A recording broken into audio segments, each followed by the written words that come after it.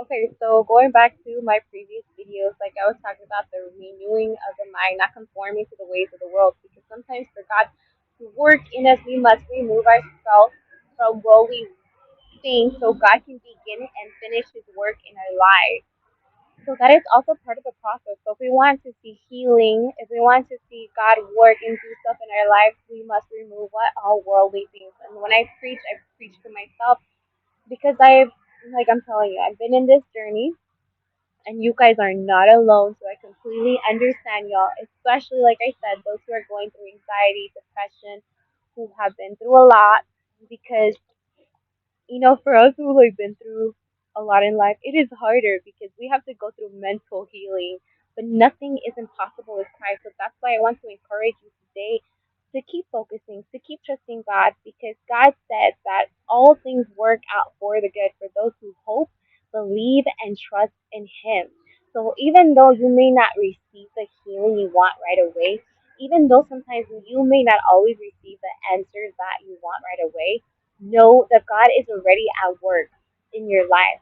So no matter what you're facing, what test or season you're in, know that there is something great to learn from that.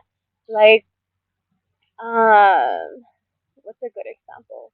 Like sometimes, just reset your visions, reset your ears, reset your mouth, reset your heart. Like if your heart was broken, be like, God, fill it more of your love. God, I'm feeling this.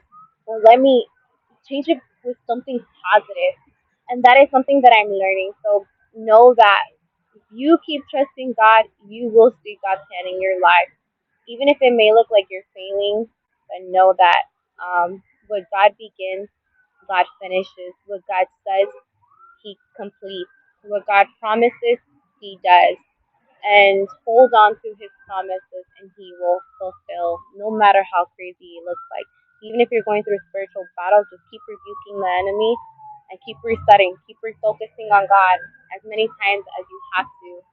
Keep getting up, keep showing up, keep moving forward. And know that you guys can always talk to me. You guys can always message me anytime because, like I said, I've pretty much been through every scenario you can think of. I've been through drug abuse, sexual abuse, physical abuse. I've been homeless. Basically been through all kinds of stuff in my life. That I'm a very understanding, very loving person, and know that I'm praying for you guys because I mainly feel very strongly for those who are going through trauma and PTSD because it is a real thing.